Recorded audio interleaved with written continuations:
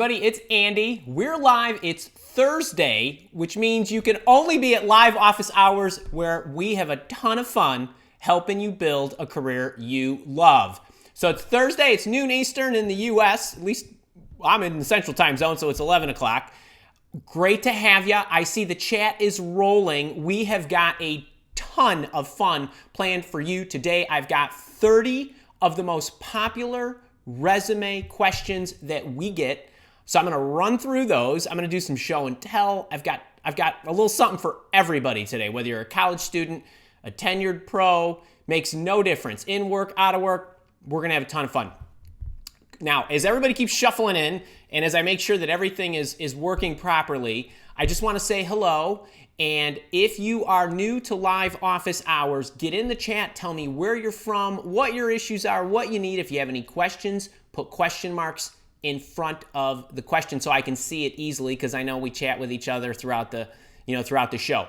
I'm going to run through all these 30 questions. We'll open it up to your questions. I'll just go in order, so just make sure the question marks are there. A couple of housekeeping items that I want to mention. One that I am so excited about, and the registration for my resume writing masterclass closes this coming Monday. So hopefully, for those of you that are here live, you've got a few days.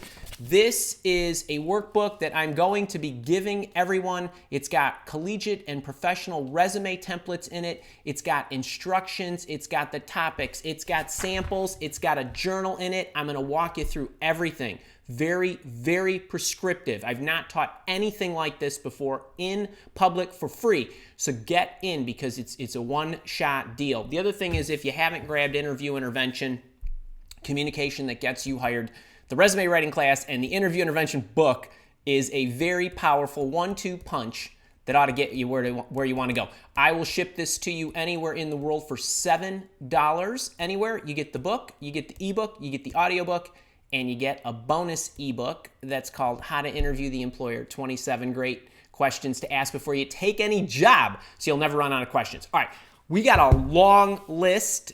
We came up, Kara, my trusty cohort, she's the lovely lady with the blue wrench in the chat. She grabbed about 40 questions that we get commonly. I trimmed it down to 30 because we only have so much time, and I want to take your questions. So I'm going to run through them in order. We've got everything. So let's dive right in. I'll read them. I'll answer them. I'll read them. I'll answer them. I'll read them. I'll answer them. We'll go through it like that. I got some demos here because I think some of the answers are best to be illustrated. So hopefully everybody's comfy. We got a whole bunch of people here. All right. So question number one that I get is, what's the difference between a resume and a CV? And that's a great question. I get this one a lot. And I know people sometimes use the terms interchangeably. Typically, a resume is used in a commercial environment. So if you are not in the academic profession, the legal profession, the medical profession, or some of those professions where you do an awful lot of research, publication, and those kind of things, a resume is what you should use. And I have a video out there, how to build the ultimate professional resume. And we've been talking a lot about the resume over the last few weeks. There's plenty of samples out there and videos that I've created along with the template that I give you for free. That's the commercial resume format that I recommend. I recommend that you have a career profile at the top, which is like a summary, career highlights next, your professional experience, then your education, and so forth. There are variations, but most of you out there that are watching should go with that format. If you are in some of those other professions that I mentioned, academia, the medical field, things of that nature, where articles and publications and research and other things of that nature are extremely vital to your professional credentials, a curriculum vitae style is more appropriate. And I have a one-on-one coaching client, Charlotte, bless her heart. She has a 34-page CV. She is a PhD and MD. I coach her. She's got a 34-page CV. We don't do anything with it. We don't need to, because it's stellar and it gets her interviews. We work on other things. But so just keep in mind, in the CV, the other thing about the CV is it can run much longer. You just continue to list all the things that you've published and produced, and those types of employers like to see that stuff. So that's the difference between a resume and a CV. I don't spend a lot of time focusing on the CV in my teachings because the lion's share of the people in my community are in the commercial world, but there are plenty of great CV samples that are out there you can grab on the internet, which I encourage you to do. But if you are looking for the commercial resume format, I would grab mine that I give you with the ultimate professional resume video. And if you come to the writing class, I will give you the Word template. So I hope that helps. All right, next question is, should I write in the first person? So should I use I, my, me, and those types of pronouns in the resume? Resumes are typically, they read a little better when you don't have those pronouns, and when you don't have any of those kinds of pronouns in there. The statements themselves, the sentences, the summaries, and all that good stuff can be fragmented, almost wholly sentence-like, but without including those nouns. So I don't recommend that you put any type of first-person nouns or pronouns in the resume ever. It's not a biography. It's not a cover letter. Reserve the pronouns for those. So write your sentences and your bullets and all that good stuff without them. I'll even show you some samples here in a bit. So I hope that helped on that one. Next question. All right, we're moving right along here. Next question is, how long should the resume be? So we've got different answers here depending on who you are. If you're a college student or a recent college graduate where you're in your first year or 2 or 3 or so of your professional experience, I recommend a one-page resume, one page. If you live in a country that requires, we work with some folks. We just did a resume for somebody in Europe who wants to relocate from Korea to Germany. Apparently, the style there is they want a one-page format. There's other nuances that country apparently likes. So we've gotten hers down to one page. So you need to make sure that you're aligning whatever your resume format's going to look like with whatever the local culture is or the requirements or that particular company's request. But generally speaking, if you're in college or recently graduated, one page. If you are a working professional of any kind of tenure, 5 years or more, 2 pages is certainly okay. And going back to something I mentioned a little earlier about the format that I recommend, if you have a career profile or summary at the top, then your career highlights, and then your professional work experience and your education below that, and any kind of extracurricular stuff that you need to put in there that you're doing. What I always like to see and what we try to design in my programs is the top half of the first page is a summary and highlights. The bottom half of the first page is professional experience. The top half of the second page is professional experience. And the bottom half is all that other stuff, education and all the other goodies. So I recommend 2 pages. If you're going into a CV style, you can go longer. But I don't think there's anybody out there that needs a longer than 2-page resume. I can get my entire 30-year history down to 26 words. I think you should be able to get a 20 or 10 or 15 or 25-year work experience down to 2 pages. So I hope that helps on how long should the resume be. All right, next question. I just want to make sure I got all these. There's so many of them. Should I create multiple versions of the resume? I am a proponent of having one main version of your resume. It gets exhausting when you have to maintain 2 or 3 or 4 different versions. So my recommendation is, in assuming that you're targeting one type of job, have one resume. And then what I recommend that you do is you alter the resume based on the particular job or company or job description that you're applying for. So if the nomenclature in your resume does not fit exactly as if a computer would recognize it, you might want to make some tweaks. So for example, we do a lot of work with, Mile Walk, my executive search firm. We recruit a lot of salespeople. I also have a lot of salespeople in the Mile Walk Academy training programs that you all typically enroll in. there's many different ways to describe the term sales. Some companies call them account executives. Some companies call them business development managers, business development executives, and so on. Some people call them sales reps. So if you are a business development representative and you are applying for an account executive position titled in the company that you're looking to apply to, there's nothing wrong with using their nomenclature. So I think that that's important. So instead of having multiple versions of the resume, I recommend simply from a maintenance standpoint, have one main version and then tweak it based on job descriptions, keywords, and other things. And the other thing that I always recommend, those of you that have been following me for a long time, you know I have a relationship. I've decided to have a relationship with JobScan. So it's jobscan.co.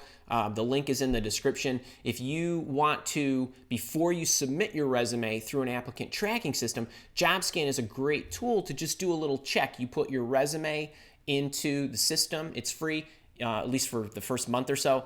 And then you put the job description, you just cut and copy, you put the job description into JobScan, and it will tell you how closely you align, and it will make suggestions. It does a whole bunch of other stuff. And if you want to, I demo it in one of the videos I created called 3 Free Tools for Your Resume to Beat the Applicant Tracking System. If you want to check out that video, you'll get a little more on that. But I recommend one version, so I hope it helps on that question. All right, next question. Should I include my home address? I like the home address. They're eventually going to ask you for it when you get hired, because you will. But if you don't want to put your home address, that's totally okay. But I would recommend putting a city and a state, or a city and a province or region, or whatever is the proper nomenclature or geography for your area. Employers like to know that you where you are.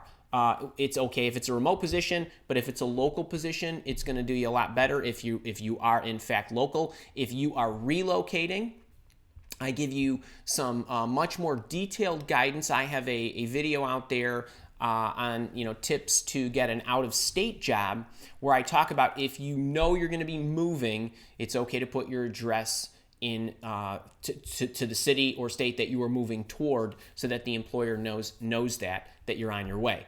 But other than that, I do recommend, I like the home address, but it's okay to put a city and a state or a country, province or whatever it might be for wherever you live. So I hope that helps. All right, on we go. Should I put my home or cell number at the top? So this one is interesting. I always recommend that you put your cell phone. You should always be reachable should a prospective employer want to call you. The other thing too about the cell phone, make sure that, because you can control the voicemail of your cell phone, it's your personal voicemail. I highly recommend that it be your voice, not your kid's voice, not the dogs barking in the background, not you recording it in a bar or anywhere else that it's loud. It should just be a very professional greeting, knowing full well that a prospective employer might call you. So I recommend the cell phone, I recommend a clean voicemail, and I recommend that the voicemail box not be full, ever, ever, ever. I will not call people back when their voicemail box is full. I will not send them an email that says, I tried you, your voicemail box was full. If you want the job, clean out the voicemails. Clean out the voicemails. Okay, enough ranting on that one. All right, let me see. Hang on. I want to make sure I'm not losing track. I think we are on number 7. All right. Should I use my full name even though everyone calls me by my nickname? So in my case, my proper name is Andrew. I like all of you and everybody else that I meet with to call me Andy. And so there's a few different things to know about, when you fill out the top of the resume. I recommend, generally speaking, that you use your proper name. It's easier for the employer. They're going to do background checks, other things. They might look you up on your social sites. I would try to be consistent. If you just use Jim and you don't use James, that's fine. But I recommend that you use your proper name. But what I don't recommend is you adding in parentheses at the top your nickname. So I don't want to put Andrew open the parenthesis, Andy, close the parenthesis, LaCivita, because what that does is it wreaks havoc with the applicant tracking systems. So I mentioned to you about JobScan. If you run your resume through JobScan, you'll notice that it recommends not doing things like that because the applicant tracking system has difficulty reading things that are not very simple and obvious. It doesn't like acronyms. It doesn't like a lot of other things throughout the resume, but it also doesn't like them at the top. So I just recommend using your proper name. It's the easiest way to go. You can always use an intro to say, please call me Andy or whatever it is. Now, there are some of you that have that are like, for example, when people send me resumes, sometimes they have birth names that are either lengthy, complicated to pronounce, they're foreign to whatever country that you're applying to, and so they have nicknames. Now, in those cases, what I would probably do is I probably would put that in a cover letter or in an email or some other way, but I still would leave the proper name up at the top of the resume, and then I would just make sure that if you were given an interview that you let the recruiter or the human resources person know that this is your nickname and let everybody call you that. So that's just a lot easier to do. Keep your paperwork clean. All right, next one, and it's still along these lines. So the next question, should I include suffixes on my name, and not senior, junior, and so forth? And by the way, even if you are a senior or a junior, I recommend keeping that off. But should I include suffixes on my name such as MBA, PhD, and so forth? So the one thing that I was mentioning earlier, and this is commonly known by HR people and recruiters that use applicant tracking systems. Generally speaking, I try to keep the top of the resume and your name as clean as possible. I would not add a whole bunch of things like MBA and PMP and all this other stuff, CFP, whatever those certifications are that you have. If you want those to be picked up by the applicant tracking system or people who are reviewing your resume, what I recommend is that you put them in the career profile. So the career profile is a summary about you, and there's certainly a spot in there for you to say, well credentialed, including an MBA from Harvard and a PMP certification. It's up at the top. People will see the letters very quickly. And as a matter of fact, I even encourage you to spell that out, because here again, applicant tracking systems don't always love acronyms like that. It's better to spell it out and then put PMP in parentheses, but it'll get caught. It'll get picked up. Don't worry that it's not right at the top. People that are skimming your resume. I don't know if you guys were at my live office hours last week, but I showed you a little way that people can easily see and skim, even when the letters and the words are jumbled and not spelled correctly. Trust me, they can pick up MBA and PMP right away. It's easy. The applicant tracking system will pick that up as well. So I highly recommend. Now, if you're a doctor, PhD, and you are in, Charlotte, for example, she's both. She has them up at the top. I think it's totally okay, because in her line of profession, that's expected. She's not putting her resume in an applicant tracking system. It's a completely different type of job search, but in those cases, I think it's appropriate. So I don't have a hard and fast rule. I recommend that you keep your name and everything up at the top as clean as possible. All right, should I include a picture? If you are in the United States and you are not a model, meaning you are not applying for, modeling or acting or something that requires them to see what you look like, I would never, under any circumstance, put a picture on your resume. Only bad things can happen in either direction. So I would not put your picture on a resume. I did mention earlier that I'm working with a woman. She's in my boot camp. She's in a one-on-one coaching client of mine.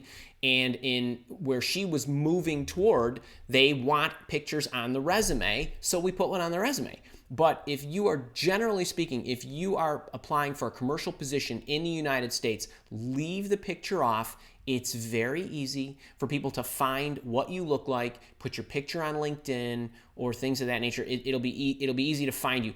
Don't take up real estate on your resume. It clutters it. It makes it difficult to format it properly. The applicant tracking systems don't like pictures, and your resume either. So I would definitely stay away from putting a picture on your resume. But rolling right along, the question is, should I include my LinkedIn profile on my resume? I, for one, I wouldn't put it on mine. It's easy for people to find me on LinkedIn. If you are John Smith or have a popular name, then I might put it on there. You know that if you think your LinkedIn profile is going to be an asset. Not everybody's LinkedIn profile is an asset. Not everybody has it properly filled out like they should when they're job searching. But if you do have it filled out and you do feel it's an asset, you have a lot of connections, you got a lot of good credentials, maybe you've written some articles, maybe you've gotten some awards, and hopefully you've gotten some recommendations on LinkedIn, then I would include it. It's totally okay. It's not that much additional information, and if you use the top portion of your resume economically, including your email address, it shouldn't really be a problem. So one way or another, it's okay to include it if you want, if you feel it'll be an asset. All right. Number 11, should I use an objective statement? Objective statements, I have absolutely no idea where these came from, unlike cover letters and other things that I understand. But an objective statement has absolutely no use on anybody's resume for anything, no matter who you are. So I cannot be any more clear than I don't care who you are. I don't care if you're in school. I don't care if you've been working for 40 years. I don't care if you're a doctor, a lawyer, a salesperson, or whoever. You never should include an objective statement on your resume. The resume is about what you offer. It is a marketing vehicle to get somebody to say, I want to speak to this person. An objective statement is what your personal objective is about your job or your career or your life or whatever. The resume is about what you offer, not what you want, So I've got loads of stuff out there on what to put in place. You can check out my videos on the career profile instead of the objective statement. And last week's live office hours, if you haven't seen it on resume do's and don'ts, I actually show you a picture of what the career profile should look like and what to do instead of an objective statement or a table of skills. So check that out. I think you'll find that helpful. You'll see exactly what the profile should look like and what will be more beneficial and what will be more eye-catching. So I hope that helped on that one. All right, next question. Do I list my education or experience first? So I am a proponent of not listing your education at the top, no matter who you are. And I have qualifications for this, and I will give you the exceptions. But if you are, for most of you who've been working for quite a while, even if you've been working for 1 year, I don't care. The minute you walk out of school, you're a working professional, and your education goes to the bottom of your resume. Most of you. Have your career profile, have your career highlights, put your education at the bottom. If you are a student, I still recommend you have a profile at the top. You don't call it a career profile because you don't have a career yet, but you have a profile. If you want to know exactly what that profile looks like, I have a video out there called This One Trick Will Make Your College Resume Stand Out. There's a video. You can get my collegiate resume template for free, and I talk to you exactly about what the profile should look like. Then I would put my education below the profile. One more caveat. If you are somebody who is changing careers, we have a lot of people in my job search bootcamp program and in the Mile Walk Academy who want to become paralegals, want to become nurses, want to become something else. They've taken turns. Some of them were legal administrators and then went to paralegal school and wanted to make the jump. Some of them were just making wholesale career changes.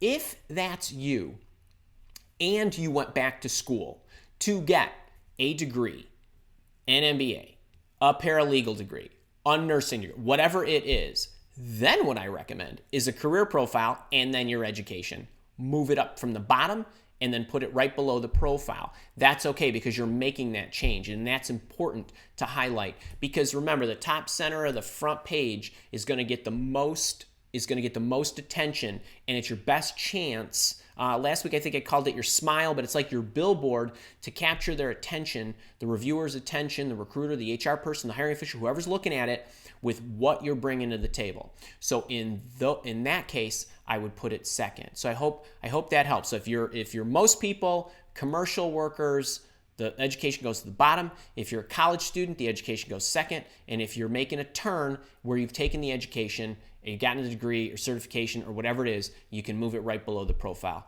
as well. So I hope that one helped. All right. This is good. We're through 12. How are we doing? 25 minutes. Okay, so wait, we're going to go to the screen because I'm going to show you, I got to show you some. All right, I get this question a lot. How do I handle unusual job titles? Let's take a peek really quick. Look at this little sample that I feverishly scratched this morning. Hey, Kara, do me a favor. Can you let me know if the kind of the two samples of the network engineer are in there and we look all good? It looks good on my end, but just so you guys can see this, we have a lot of people in my community who have unusual internal titles, and I was just showing you here for illustrative purposes. But I mean, we get all kinds of crazy stuff, and I get a question a day in, day out, in email or on my YouTube channel or my blog. Hey, I'm called this. What do I put on my resume? Now, here's what I would do. You've got the company name right here, and then underneath, this person is not really called a network engineer. Internally, the person is called engineer 3. So now, if this person is a network engineer, there's system engineers, administrators, sysadmins, there's all kinds of different engineers. There's development engineers and so on. This person wants to make sure that she is aligning the nomenclature with what the rest of the world will recognize. One of the things you can do is you can bury it. So underneath, and I haven't filled all this out, and hopefully those of you that are coming to the resume writing class, by the way, can you give me a shout in the chat if you're coming to the resume writing class on the 28th? Say, I'm coming. This is a technique where you can give the outside world something it will understand. Call it a network engineer. And then what I like to do is I always like to give a quick little blurb about framing the reader's mind with what I was doing as a network engineer. So I served as a key member of this is actually a security network engineer. So maybe they put security network engineer or whatever to support Fortune 500 clients, operating environments, so on and so forth, titled internally as. And then this way you're getting it in there. So you're covering your bases. Should you feel concerned that you are putting a resume out into the world where you're not calling yourself exactly what you were called? Another way you can do it is this down here is just a second example where you can put it in here, and you could either just put it in parentheses or you could put internally known as or something like that. That way you're able to cover your bases there. So this is just a couple of quick ways that I would go about, doing that. I know a lot of you have funky titles like that. We see them, and then I get resumes, and I don't know what that person actually does unless they really explain it to me. And that's even worse because now I have to spend more energy really looking and trying to figure that out. And you want to make sure that you're making the narrative the story I'm getting is easy to digest and as quickly to digest as possible. So I hope that helps. If you have unusual titles, you can do it like this, and you can also do it like this on your LinkedIn profile if you'd like. That way nobody from your company who sees your LinkedIn profiles gets their knickers in a twist because you called yourself something that the public would understand. So I hope that helps on that one. That's a good one. I've got more samples coming.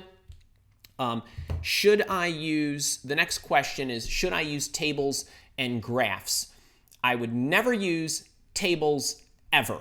Don't use graphs, don't use tables, don't use pictures, don't hide tables, don't make columns, don't do anything like that.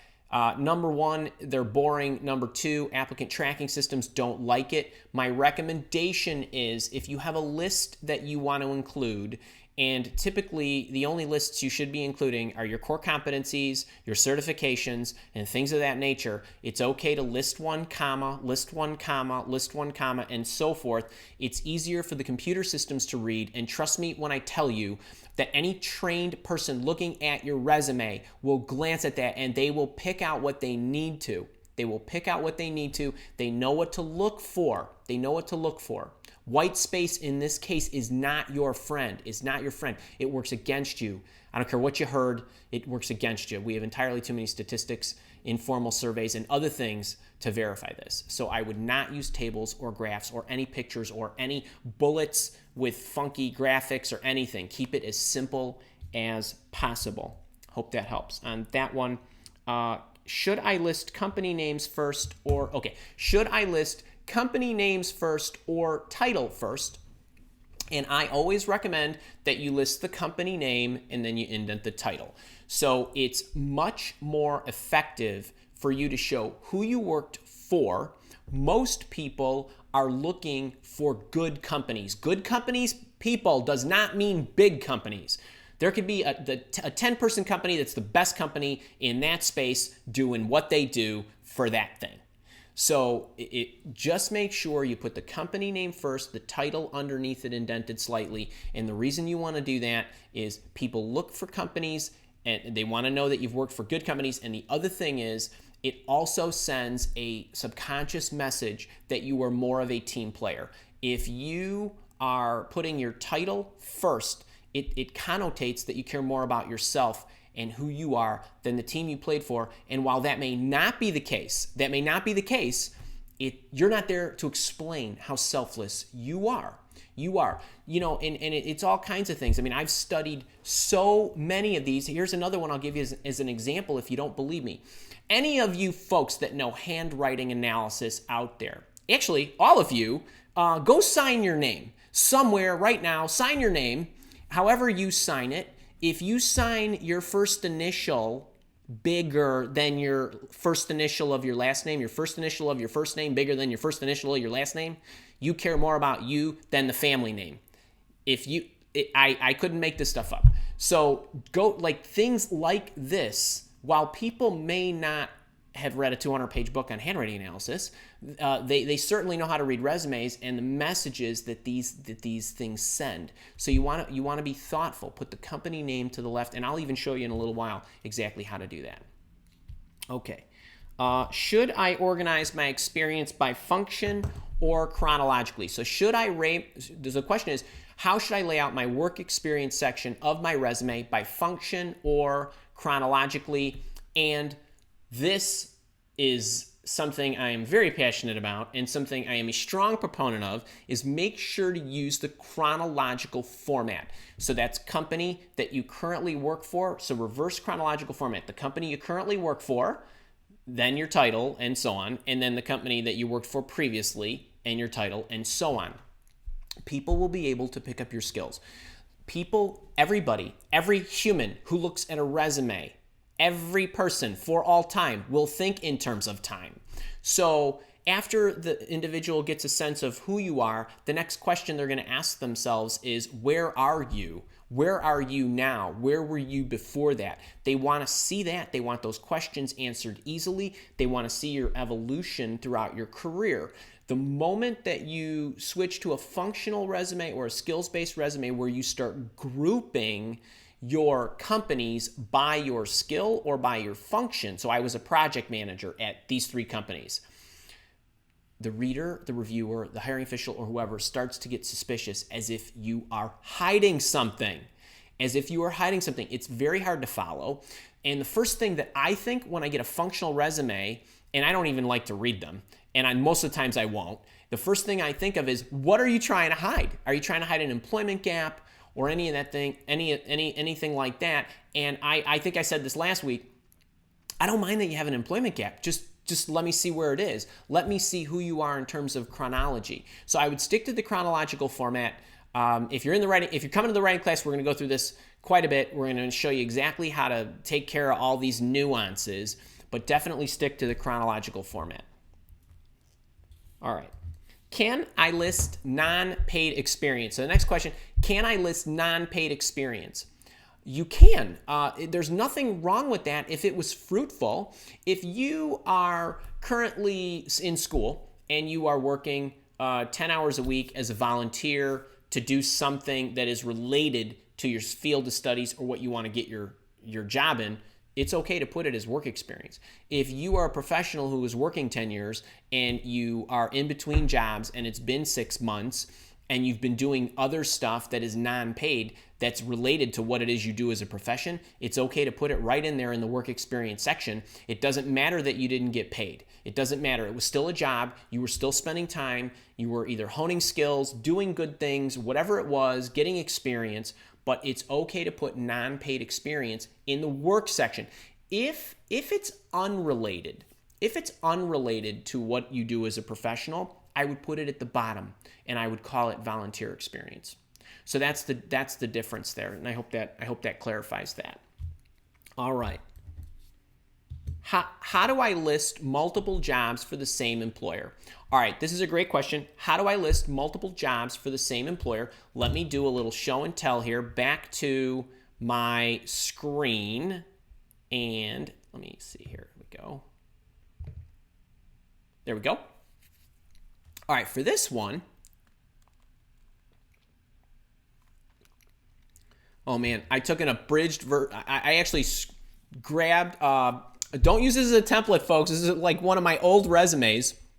So I worked for Inforte Corporation from 1999 or 1998 or something like that to 2003. And I had 2 different titles, and I had some internal title changes. Just what I like to do is list your company name up at the top left, then a little corporate summary. Then I was more recently, before I left, I was the vice president of a North American business unit. And so I just went into what I did, and I might have had another bullet or 2 there. But from stylistically, just list what you were in the years, and then list what you were in the years. And then this total over here just kind of shows, what that I was there for 4 or 5 years, whatever it was. And those were my functions, among other things. But it's easy to see when you drop it down like that. It's very clean. It's easy for the person to see, I was a vice president. They might not understand what delivery group leader was, and I might even change that nomenclature, as I mentioned in one of the previous questions. But effectively, they get what it was that I did. So that's the way I would lay it out on the resume if I had multiple titles. And if you had a third title, just drop the third title, whatever it is. And hopefully you're showing a nice evolution there, that you were growing in responsibility. So that's the way I would lay that out. All right. How far back should I go when I list experience? How many years? So if you are, these are preferences and general guidelines. Everybody's got their own story, but number one, I like to see the whole thing. So if you've been working 30 years, show me 30.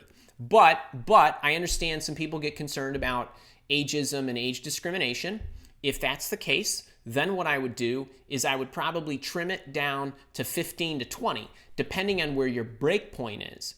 So, if you are working, say, 25 years, but you worked at your first company for 10 years, you've got a little thing to play with there. You can't say, well, I was working, you can't cut that in half, because they're going to do an employment background check on you. So you want to be really careful. But if you've got a nice break point, you can show the last 20. I don't care who you are, just make sure the resume is not longer than 2 pages. And I'm going to show you a neat trick along the way here somewhere about just how you condense one of those the stuff in earlier in the years. But I personally like to see everything, but it's okay to lop it off. But I would, if you have been working for a long time, I would really try to show at least 15 to 20 of those years, because everybody that I interview, I ask, is that your first job? Is that your first job?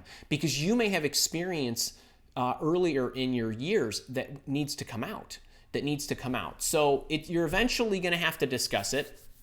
But for purposes of laying down your resume, I would say 15 to 20 is ample. All right. Okay.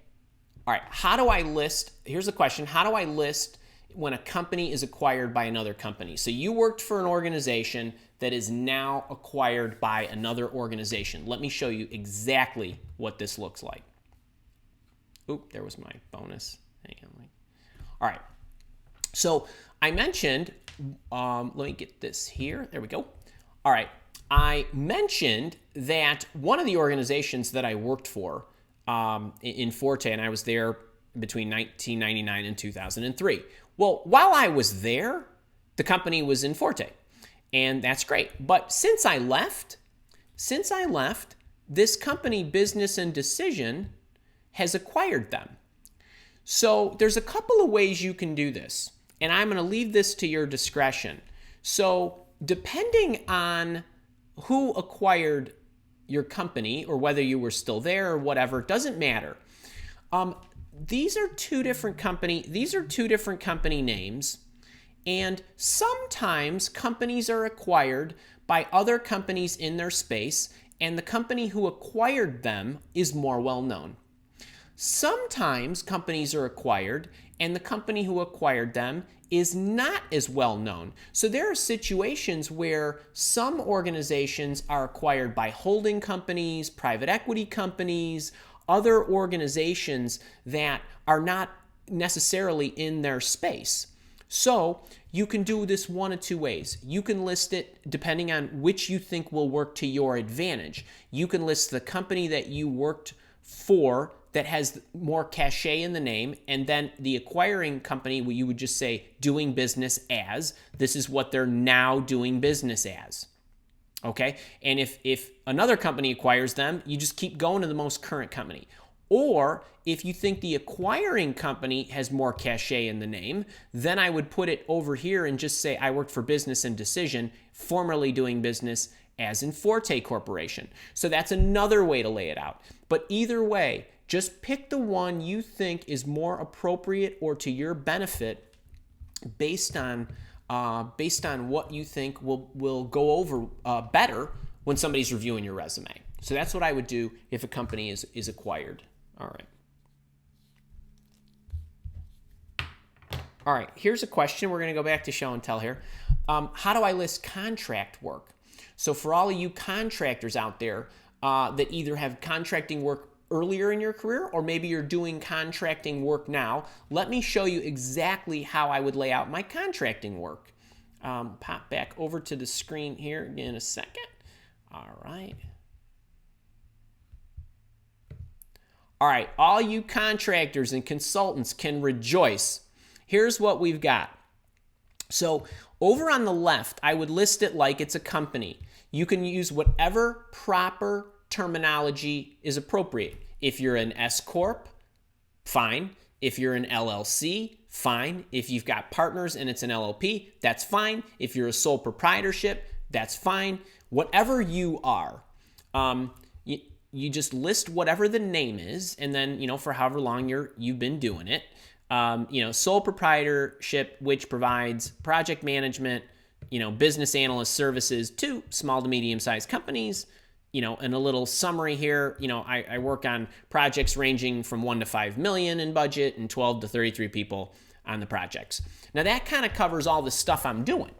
And then what you can do is you can go and list off the projects however you want. So you could say I was a project manager, or you could say served as a project manager or something of that nature for Pepsi, an international company that fills people's bodies with sugary stuff.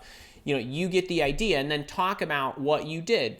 So I managed all facets of, designing, implementing, architecting, key stakeholder management, risk management, committee meeting organization, whatever it is that you did for whatever it is that the project did. And then the other way you can list it out is business analyst or whatever. It's okay in these cases that you don't start out with an action verb. You're trying to give the reader an indication that you are doing these kinds of things, especially if you've got kind of an eclectic group of companies and so on. Now, if you've been out of work, let's say for a year, and you've been consulting and you've done 3 projects, no one needs to know that you did one for a month and then you did one for 2 months and so on and so on and so forth, that you had gaps or maybe it was choppy or up and down. It's totally okay. This is a wonderful way to be honest about the fact that you worked on these projects, and no one's the wiser, and from a paperwork standpoint, it's accurate. Now, if you are a contractor that has been contracting for a very long time, one thing I would not do, the big mistake that I see people make, is try to list every project they've ever been on in 3 lines of bullets per project, and they got 2 pages of this stuff. There's no way on earth I'm ever going to go through that, nor is anybody else. Pick the biggest and baddest projects you worked on, and then what you can do is in the summary section that I mentioned, you can say, happy to provide other, attachment with more detail, additional projects. And then you could just have a whole running list of everything that you've done. Because I know some of you have worked for 10 years as a sole proprietor or a contractor or whatever, and now you want to get to full-time work. It's okay. Just have an addendum. Have a separate piece of paper that allows you to give that to them. But don't just send it. Ask them if they want it and offer it. If they want it, send it to them. But don't just shove it off to them. Don't give them more things to look at. You want them to just kind of be dazzled by your regular resume. So I hope that helps for all you contractors out there. All right. Question is, should I include punctuation with the bullets? The answer is yes. There should be virtually no hanging bullets on your paper. Education is a little different, certifications is a little different, but when you are writing your career profile, when you are writing your career highlights, when you are writing your work experience section and the professional experience, every single statement and sentence should be punctuated. All right, I hope that helps. Yeah, actually, I spend a lot of time in resume reviews putting little dots at the end of people's sentences, so make sure you have them. Should the bullets be complete sentences?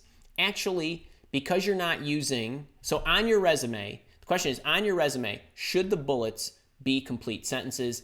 And the answer is no, because you're not using your noun, I, my, me, and so forth. So you're not using those pronouns.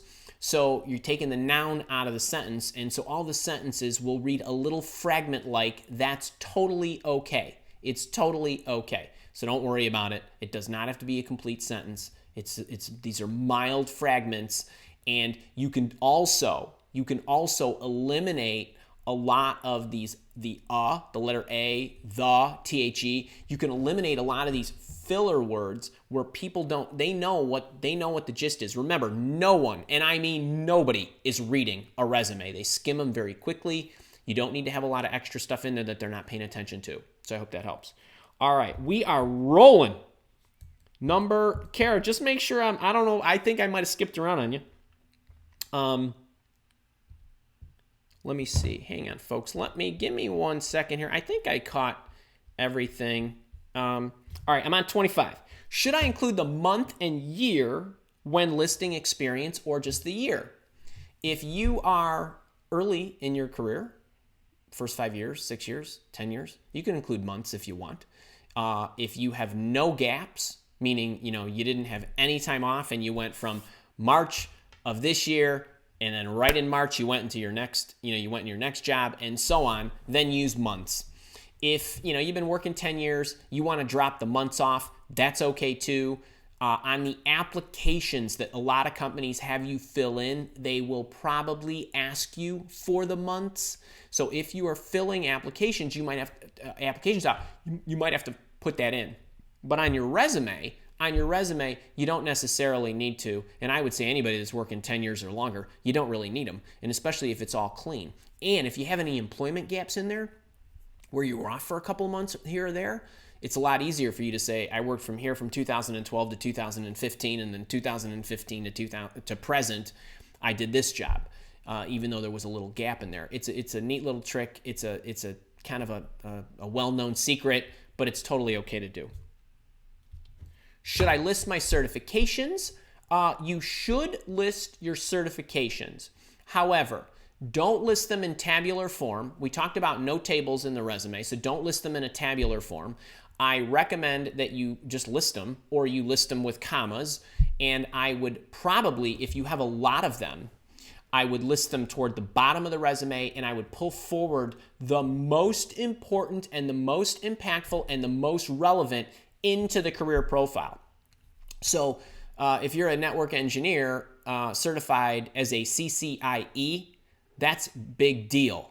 Okay, and a lot of these guys, they put CCIE next to their name and then all that, and even their number when they don't need to. They could simply put certified as a CCIE in as one of the sentences in their career profile.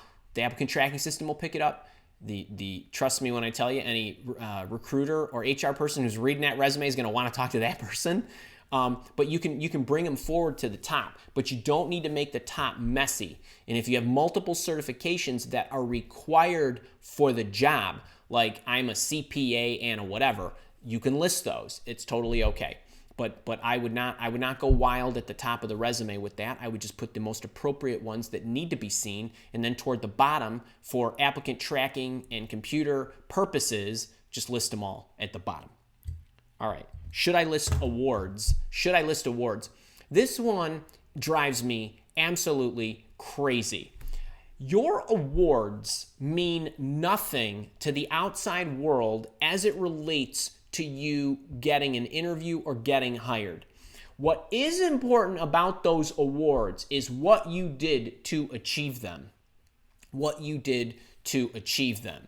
So, when I see a salesperson's resume, and it says President's Club, President's Club, President's Club, that means nothing to me. Zero.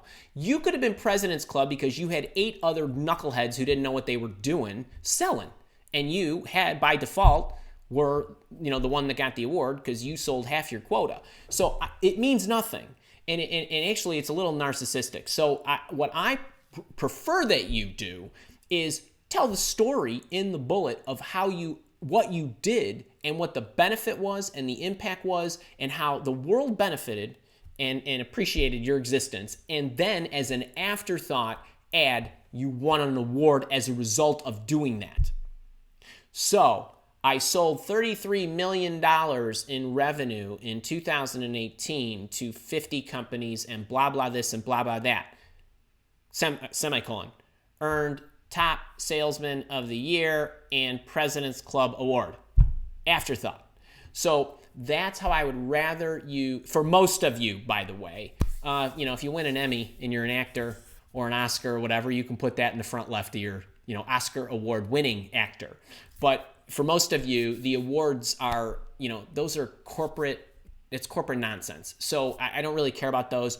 No one cares about those except you. But use them to your advantage by talking about what you did to achieve them. That's a fact. That's the fact of the matter. So I hope that helps. All right. Can I omit my graduation date if I'm worried about ageism? So you went to school, you graduated like me in the 80s, and you're a little concerned that employers are going to cut you out because you're a old fogey. That is totally okay. I have no problem with you dropping the year you graduated. You can take it off your LinkedIn profile. You can take it off your resume. They're going to do an employment check on you and a background check. And if if on your resume you said, I got a BS in EE from Iowa State in 1988, they are going to check. So, but either way, if you don't tell them the year, they're going to check anyway. But sure, you can drop it off for ageism. You can compress the work years. And one other thing that I didn't show you that I think I want to show you because I get this question a lot. So I'm gonna this is kind of an extra one here. So we're not counting this one, but I get a lot of questions about, Andy, I can't possibly get my resume down to 2 pages. Okay, all of you, I'm 52 years old. Okay, I've been working for 30 years since actually I've been working for longer than that. The minute I walked out of school in 1988, I went here. I went to Anderson Consulting. I then left, and after I left, they changed their name. But I had a 10-year run that I wouldn't break up on my resume.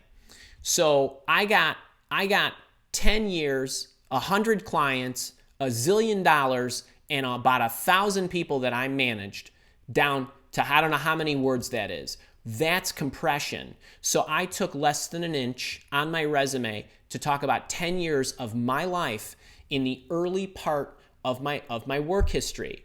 So trust me when I tell you that anybody out there that looks at this resume, if I go for a job, is going to say, oh, you had a wonderful run with a great company and you did a lot of cool stuff in terms of information technology and management consulting, and you managed people and you brought money in, and I'm sure you did a lot of good stuff. And that's all they need to know. So I'm guessing a lot of you out there that are like me or my age have stuff like this. Now, I'm not saying it's a 10-year run, and maybe it was a 3-year run and a 2-year run and then a 5-year run, and you could kind of lop those off if you want.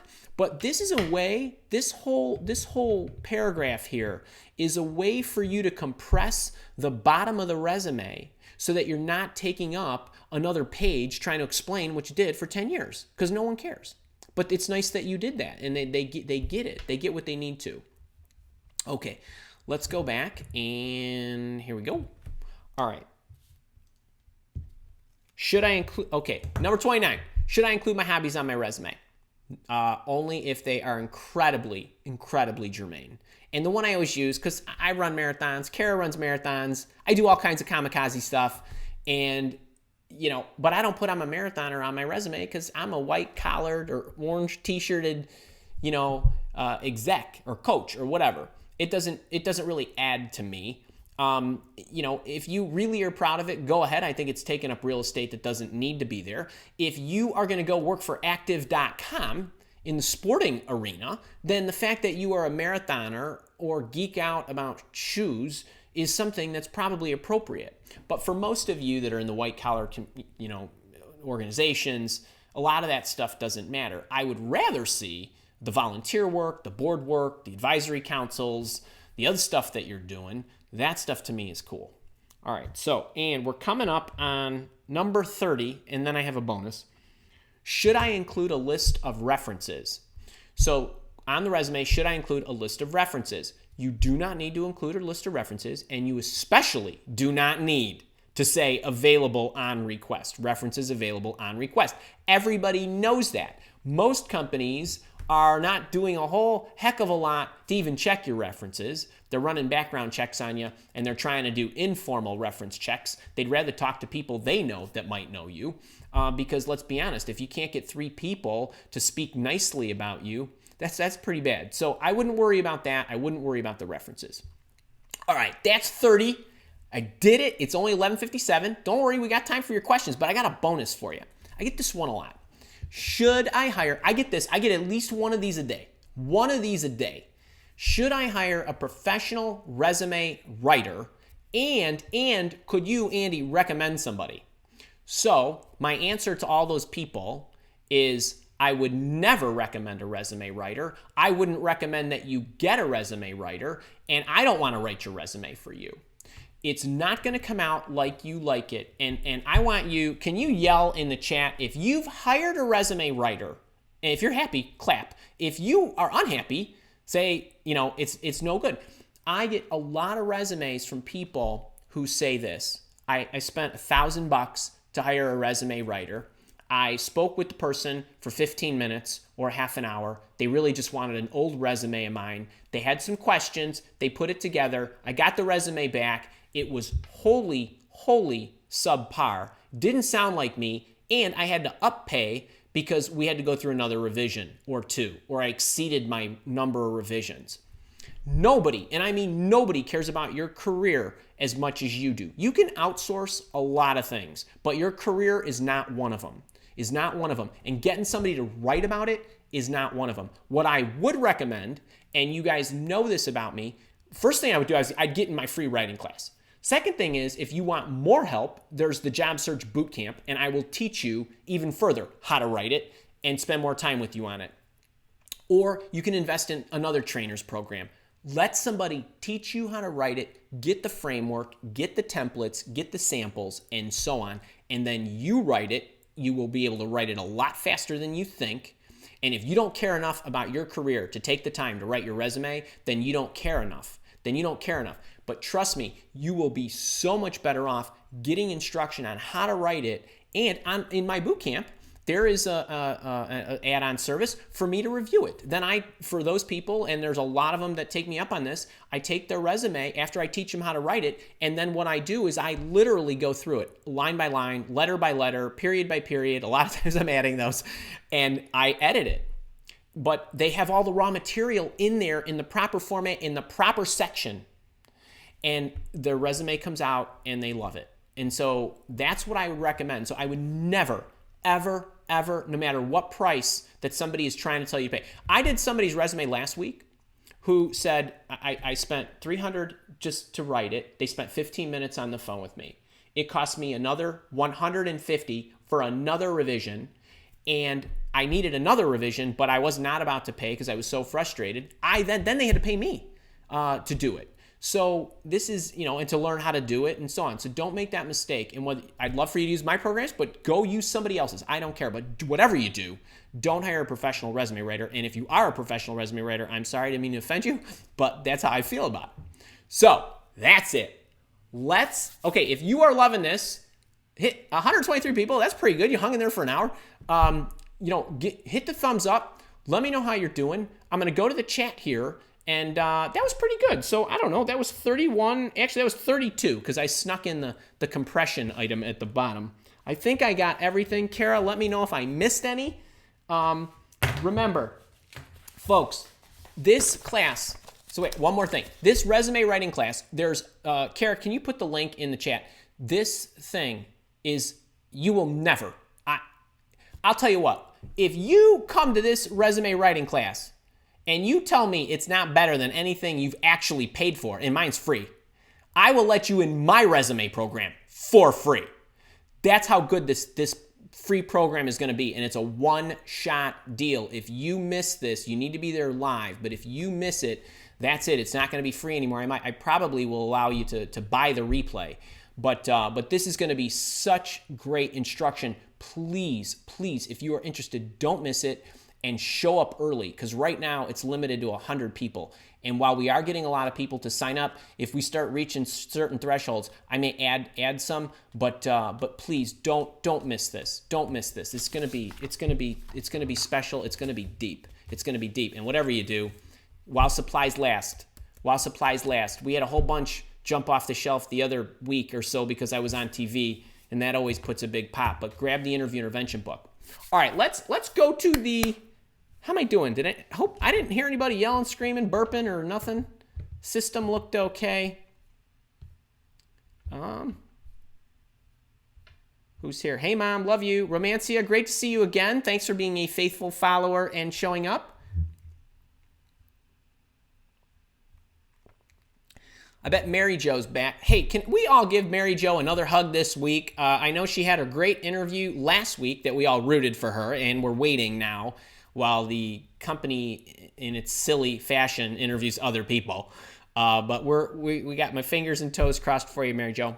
Anand, great to see you from India. Maya's a boot camper. Great to see you. Nicole, how are you?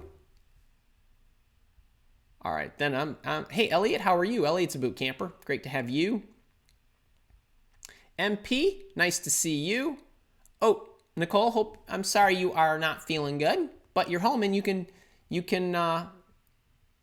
watch this. All right, Gail, how are you? I don't know if I know you, but great to have you. Mark Shaw, great to see you. Charles, great to have you here. And by the way, Charles, hopefully you're still here.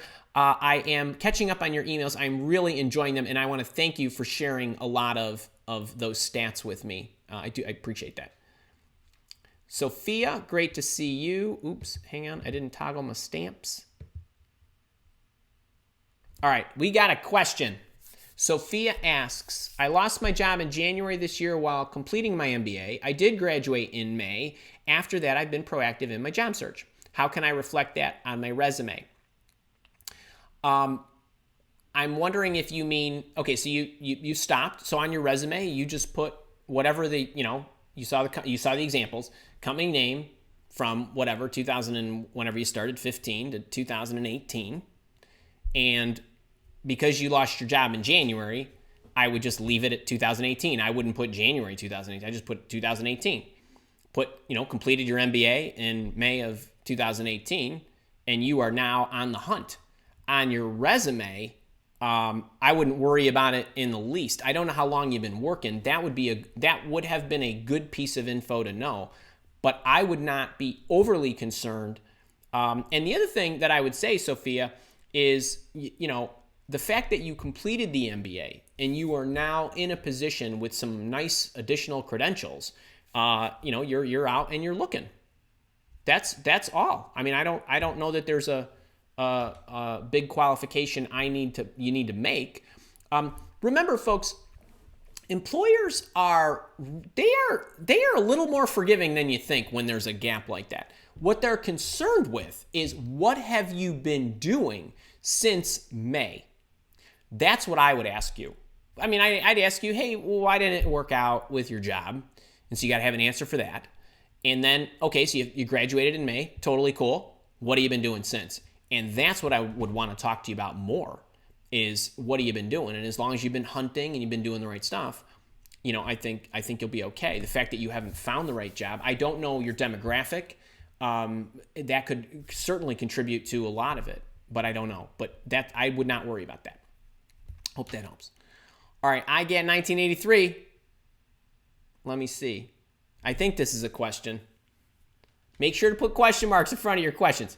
All right, hi. When you are describing current work highlights, bullet points, and you have the same things that are an ongoing project that you want to list, would you use the present or past tense? If it truly is a present tense, I would use present tense if that's what you're currently doing. Especially because you're going to use a present tense in your current work in the professional experience for your company that you're currently working for. You're going to use present tense. It's an interesting one. I've never been asked that before, but yeah, I by the way, all of you, actually, this is a great one. No matter where you are on the resume, if it's your current job, and you're still doing that function, some of the bullets you might be listing might not be. If you're doing it now, it's current and present. If you're doing volunteer work and it's at the bottom, it's current and present. So use the appropriate tense. If it's done, it's done. And one of the big mistakes that I see people making is, for previous work history that's done, they didn't switch from present to past tense. And I would clean it up. It's easy to do. All right.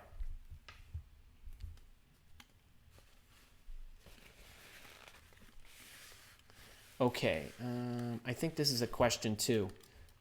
In Skin 6, I'm a recent law school graduate. How do I interweave the skills I learned in law school into non-legal jobs like pharma sales?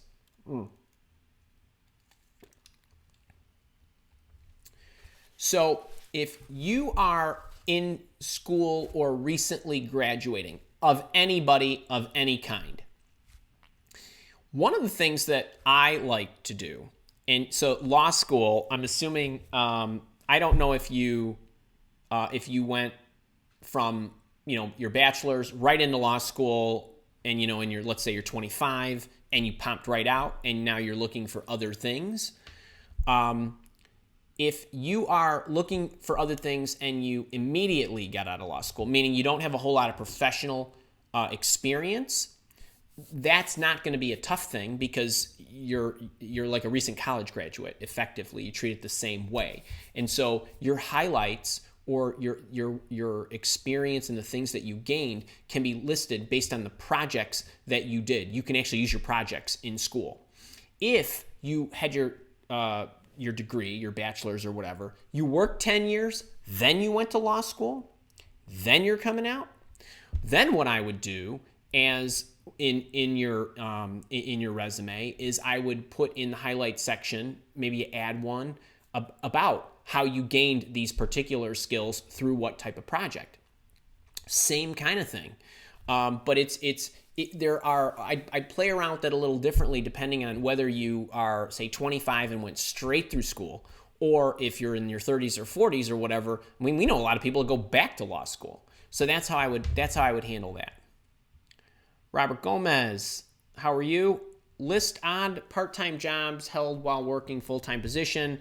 If they detract from the cleanliness and ease of reading of the resume, do not mix in part-time jobs.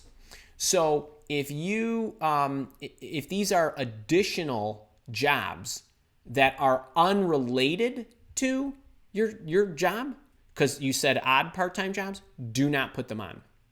Actually, I'll tell you what, this is a great question. So for any of you that are working full-time and have extra jobs, whatever they are, working in a pet store, at a bar, or whatever, I would never list those, because employers could get skittish the fact that you're tired and you can't give it your all, and you might need to be working nights and weekends. Who knows? If it is related to what you're doing, I'm picking up, I work full-time. We've had people for Mile Walk, they're working full-time, and they wanted to pick up early in my Mile Walk career when I needed some help, and I would take it any which way I could get it from somebody I trusted. This was way before Kara even. So, I didn't have Kara back then. But I had somebody who was a recruiter who worked, full-time for a company, and then she also helped me with research on the weekends and stuff. That's in alignment with, and stuff like that, you might want to put in, you could put it in appropriately, whether down at the bottom of the resume, but I would not start mixing it in the middle, because it's not, it makes it harder to read, and then I get questions, well, what are you really doing, and which one's your primary thing, and you don't want to have to explain that. So I would, because you're working full-time, and you mentioned that these are odd jobs, I would not put them on the resume at all. All right, Robert, hope that helps. Kristen, good to see you. Oh, wait, she's just applying. Cindy Dunn, how are you? I get 1983. Oh, wait, I see that I answered that. MV, not liking the resume writer.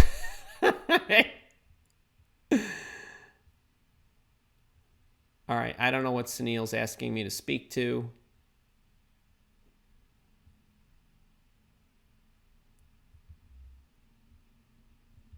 All right, I'm just floating through. Thanks for the thumbs up, guys. Hey, if you are liking this, click the thumbs up on the YouTube video. YouTube loves that, by the way. It's always nice to see the support. Yeah, that's another thing. A lot of you guys, I know a lot of you. Some of you are in my programs. Some of you are religious live office hours attenders. If your handle doesn't have your name in it, give me your name. I like to know your name.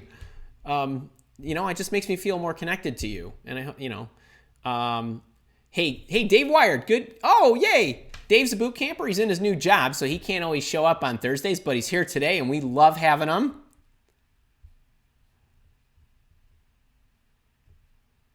Good to see some of you guys are going to be showing up to that class. Harold Black is asking about the workshop.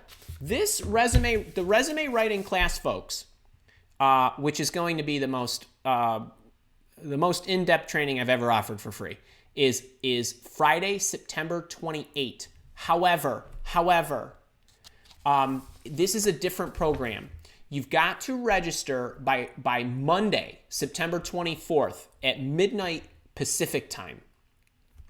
And what's going to happen is, actually, I probably should have gone through this, but Monday Pacific time, then Tuesday, Wednesday, and Thursday next week, you're going to get an email lesson.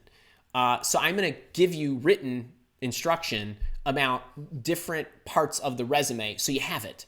And you can kind of familiarize yourself with the techniques, and you can get a kind of running start so that when we go into the program on Friday, which is at 11 Central, noon Eastern, and we'll send you all the links and all that stuff in the morning, you will have a good understanding. The other thing that I wanted to make sure of is, because it's a limited event, I wanted to make sure that everybody had a chance to get some instruction if they took the time to sign up.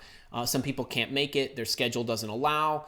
Others, they're just, they just forget. They don't show up, whatever. But I just wanted to make sure that everybody was getting the value from me, and it's all free. It's all free, and we'll have. I mean, I'll be able to pull people up on screen. We'll be able to look at some resumes. It'll be a great time. A great time. All right. Let me see.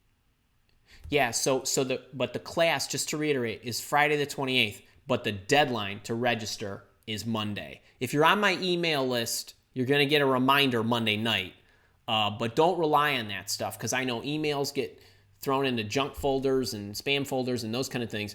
If you are interested, make sure you are opening the emails and you're getting registered, and I'd register now.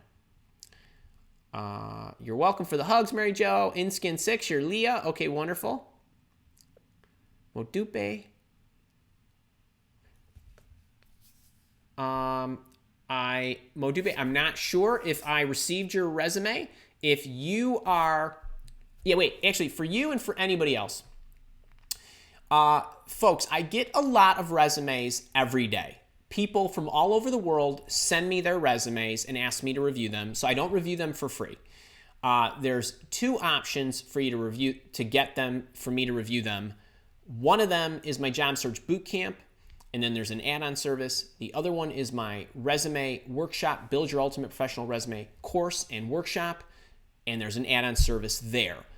We have some students that have the primary package but don't have the add-on service. I don't review those resumes. So what I would do is email support@milewalk.com so that we make sure that we get your resume and we can verify that you're in the right programs. So, and we'll get right back to you. We get back to you right away. Wanda Brown, you're back. All right. Well, that's going to change. Mary Jo, Mary Jo, here we go. How does negotiation work with a recruiter? I realize she is not working for me, but it seems like she wants me to get the position. So if I get an offer, I need to negotiate with her. Okay, so Mary Jo, can you do me a favor? Can you literally right now text me? Literally text me and tell me if that is a third-party recruiter or a corporate recruiter. That way I know how to answer that, because if it's a corporate recruiter, what some companies could do is, you might have been dealing directly with the hiring official, and then they said, here's our corporate recruiter, can you interact with the corporate recruiter so that we get the whole proper paperwork and all that other stuff in order. It is incredibly unlikely that after the fact they would insert a third-party recruiter. If you were already engaged, there would be no reason to do that. So can you, if you are here, I'll wait for you to do that. I'll take another question or two, but just do me a favor, just text me and let me know. I'm assuming that the person that you're speaking of is a recruiter who works for their company, and then I will explain, because I don't want to go. The scenarios are way different. All right, let me see. Okay, Modupe, the question, this is a great question. I would like to request a service of a recruiter, but I am not sure of where to find one. How do I get a recruiter? So, Modupe, I have a video out there on, I think it's titled, Why Recruiters Don't Call You Back. Don't worry so much about the title. Recruiters, third-party recruiters and executive recruiters work on behalf of organizations. They find people for jobs. They do not find jobs for people. So I would not spend a ton of my time looking and contacting third-party recruiters part of your job search activities. You have a very low likelihood that you will be placed by a recruiter, and that's if the recruiter contacted you, because the recruiter thinks your background aligns with what he or she is looking for. For a lot of you, spending any time trying to contact third-party recruitment firms is really a lot of effort for no return. You would be far better suited trying to find companies that you wanted to work for and creating a target company list, and then trying to network to get your resume into the right people. But I want to let you with that video, which which actually was a clip out of one of the live office hours, which will go in and explain it. But I would not do that. There's nothing wrong with sending your resume to recruitment firms. Just don't expect them to respond to you because they're focusing on the positions that we're starting a position on Monday. Another one. And the last one we just filled, or the one before that, they were all salespeople. They happen to be. We do more than that. But if you're not a salesperson and you're contacting me right now, I'm not going to be able to get back to you. So you don't want to spend a lot of time doing that. All right, let me see. Mary Jo. Oh, there we go. All right, Mary Jo is telling me. Oh, this is good. Okay, wait. Back to Mary Jo's. Back to Mary Jo's question. So Mary Jo says, how does negotiation work with a recruiter? I realize she's not working for me, but it seems like she wants me to get the position. So if I get the offer, I need to negotiate with her. That's the question. And Mary Jo is telling me that it's an outside recruiter who contacted her. Mary Jo, the one thing that I didn't know is, did the recruiter call you and say, the company asked me to call you? So here's what happens sometimes, folks, and this is the additional information. So Mary Jo, you can text me this. Did the company say we are having a third-party recruitment firm call you, or did the third-party recruiter just happen to call you? So folks, one thing you got to know about some of your job searches and your interviews with organizations. Companies will put out their job to search. Some of them will put it with a retained search firm who is likely the only search firm who is working on behalf of that organization to recruit people for that job. Some companies put their job out on a contingent basis, which allows multiple search firms that's good. That will allow multiple search firms to search for people while they're in the. Excuse me, let me unplug my phone. That should have been unplugged. So that should have been, let's start this over. Some organizations will put their search out to multiple search firms. That's a contingent basis. So whoever can surface the candidate will actually get the fee paid.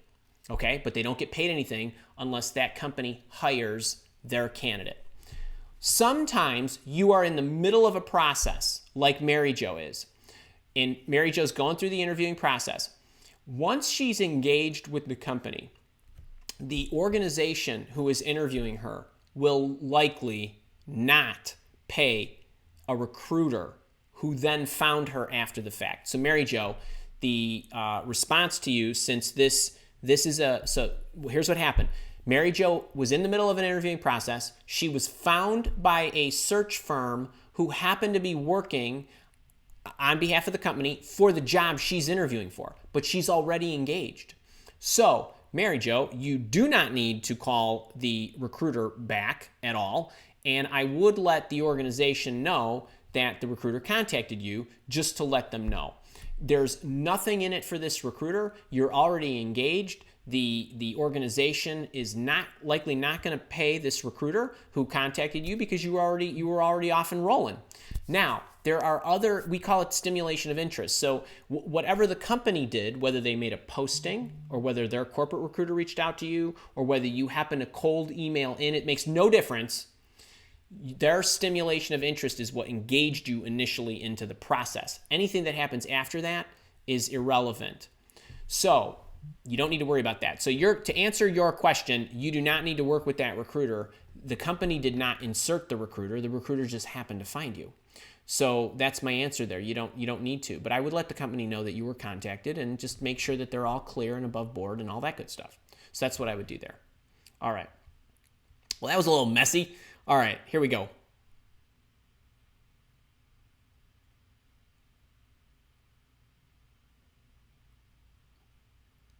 So Amy Willoughby, this is a great question. Amy is asking, on the contract positions, do you need to add the word contract, I'm assuming contract, in the title or description? No. What you'll do is you just lay it out, like I did in that little summary where and by the way, you could just go rewind this when we're done. YouTube's going to record it for you.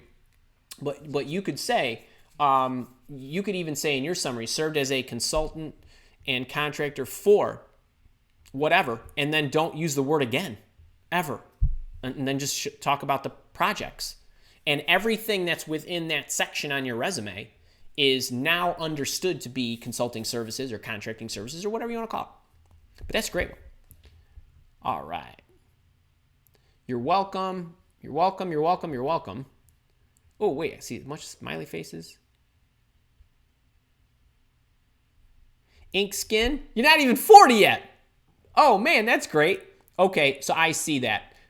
What I would do, Ink Skin 6, is I would, because you had all those work years experience, what you could do is put your JD at the bottom, because it's assuming you're going for non-legal positions, it's irrelevant. You don't want to put it up at the top unless you were making that career change. And then I would pull forward some, like a highlight of some of the work you did while you were in school and bring out those skills for sure.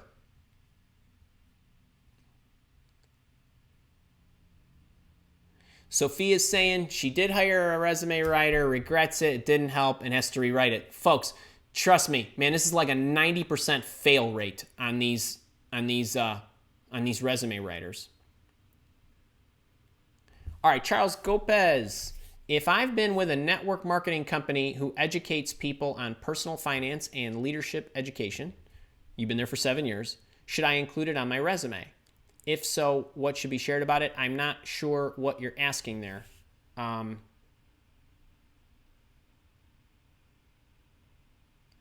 Charles, I'm not even sure what to tell you there. I mean, package it up like I would generally instruct you to do.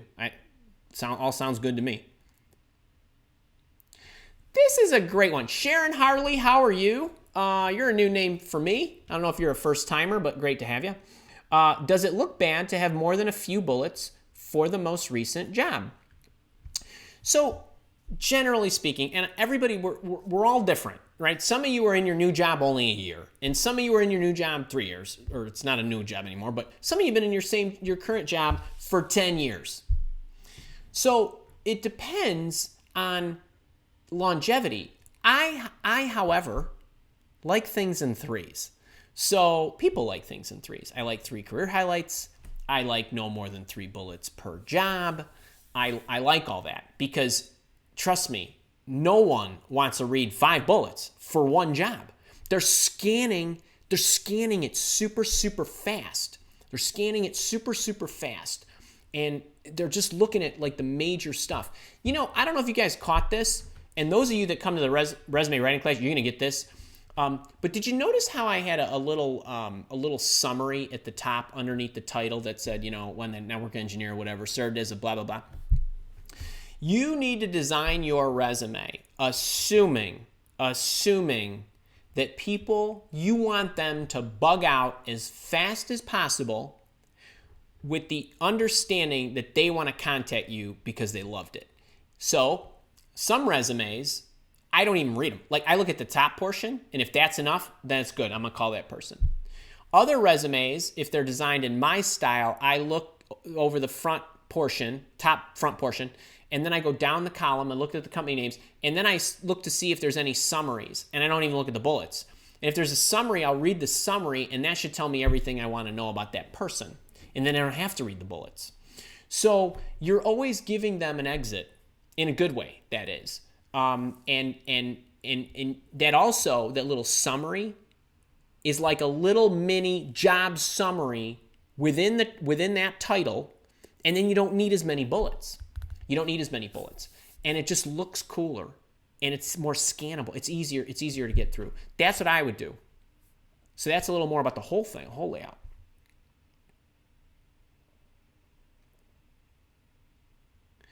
So Sophia says, Andy, your videos help me more than the company I paid them to do my resume. Folks, my goal is to offer you the most, the best, the most free stuff, the best paid stuff, and all that. And my one of my 2 goals of the year was that my free training was going to be the second best training that you could have available to you as it relates to your career.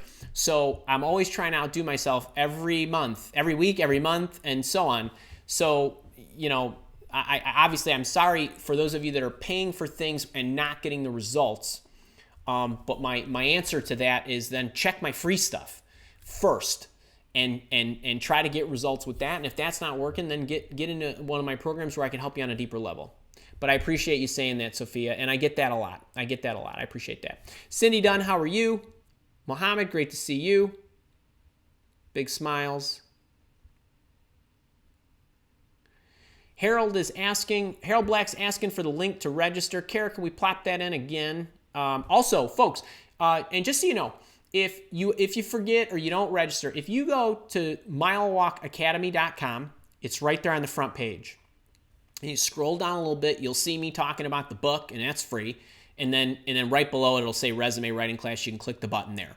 Also in the description of this live stream is the resume writing class.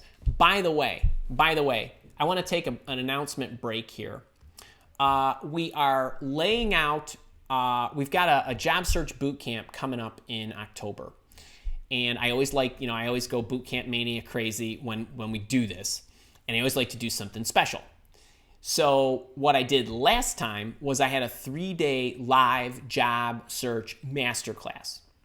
This time, and it's not all finalized yet, but I want you to know it's coming, is I'm going to try to do like a 4-day in a row lead up to the start of the boot camp where we're going to be live every day like this, every day, with different parts of, we're going to break down the search by resume, by search, by interview, by negotiation, and so forth. Give you little pieces of key steps in each of those. I'm going to have a whole concierge page and everything. Man, I can't wait. I wish it was like October, whatever it is right now, but it's going to be a lot of fun. But get into some of these free things because they're really, number one, I think they're going to help a lot of you. But you're also going to get a great taste of what the paid programs are like too if you need deeper help, which is what I love to do. I love to do all this. All right. Romancia McShay. Andy, I'm an IT support specialist for 6 years supporting federal and government agencies. I figured since you're in Washington, D.C., providing support and maintenance for company infrastructure applications. I want to apply for project management. I am in a boot camp for A+ certification in October. We'll be taking certification classes of Network Plus and December for project management. Should I still apply while I have those certs yet? What I would do, this is just a suggestion, it will be a lot more effective if you have the project management cert if you want to make that shift. It just will be.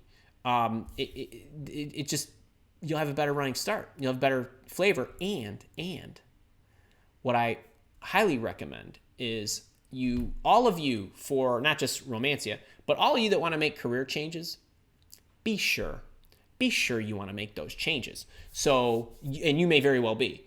But going and getting that certification is going to be more insight, more data about whether you're going to like it. Not everything is always as it's cracked up to be or what you speculate. And I'm not saying, you may be perfectly dialed in. The answer to your question, if you can wait, I would wait. And December is like a blink of an eye away. And I would rather have the exposure to the project management stuff before I started pursuing them, to know that that's what I want to do. So that's how I would do it.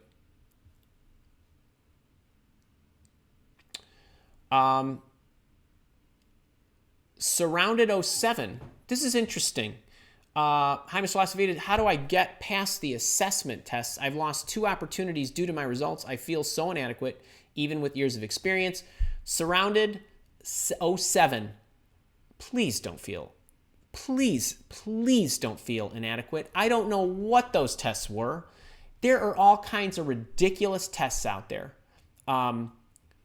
Most of them, dare I say all of them, test your brain in an inert state, which basically means you're taking a test without any real life situation being simulated. There is no way any company will ever convince me that a test is going to be an indicator of performance where you can't factor in market conditions, political aspects, deadlines, crazy bosses, family stress, and all the other stuff that you're dealing with. That is not like, it's like IQ tests are not a good measure of overall success in life. So number one, please don't feel that way. I want you to know I'm sure you are more than adequate and probably a darn great person. And I don't have the answer of how to assess or pass the test, because my answer to everybody who tells me I have to take these tests is just go take them. Don't sweat it. Sometimes it could be nerves. I don't know if this was an aptitude test, a personality test, a leadership test, or whatever, but please don't. Please don't. You are just fine the way you are. All right, let me see here. Let me try to get in a few more.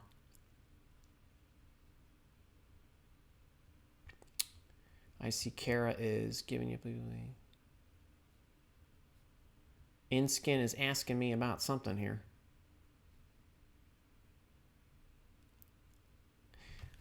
Wait, this is a good one. Jamie Ponte.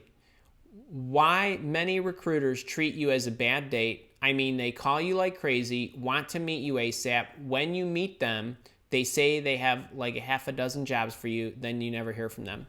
Okay. So a couple things for everybody about recruiters. And by the way, I am definitely going to do a behind the scenes look at recruiters, corporate recruiters, third-party recruiters, HR processes in general. I'm going to do a whole thing on it. We'll do a whole thing so you guys understand what's actually happening. Now, Jamie, I don't know in your situation, most recruiters will reach out to you, want to get an assessment of you know who you are, what you're about, what you need, what you can do, and see if you will match the opportunities that they have or likely will have. So if I'm somebody who looks for a lot of project managers and you're a project manager, it's a good idea for me to get connected with you, even if it's briefly, to get a little understanding of you. And even if I don't have a project management position right at the moment, and I know that some are going to be coming or whatever, it's nice to be able to build that relationship. I don't know why they don't call you. Usually it means they don't have something that matches you at that moment, and your timing doesn't align with their timing. But I don't know how many you met with. I don't know if you met them in person. It's a little different. Everything is its kind of own unique situation. But I'm not sure. I don't know what the situation is in your particular case, but I'm going to go into it in a lot of detail. All right. And InSkin is saying,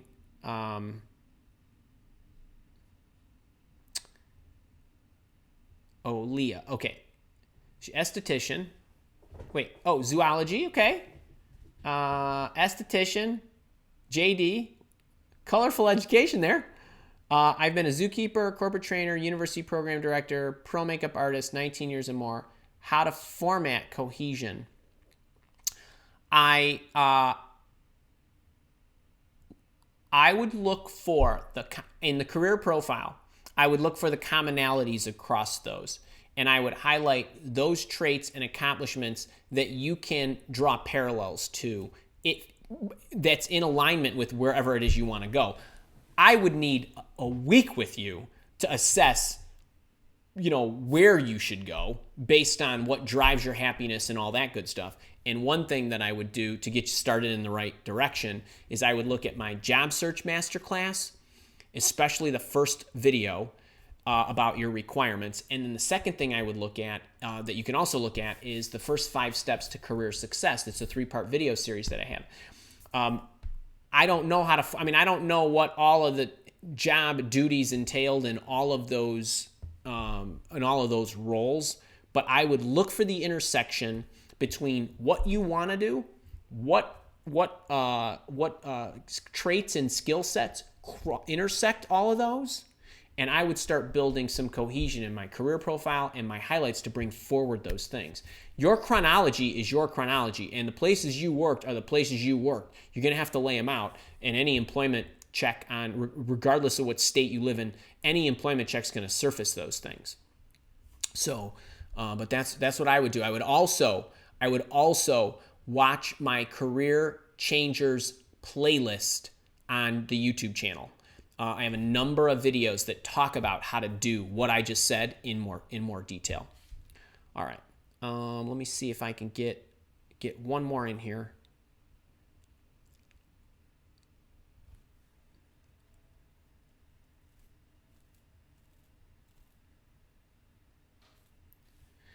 CK Go 2009. So, hey Karen, how are you? I've been in the legal industry for 25 years. I'm now looking for a new job.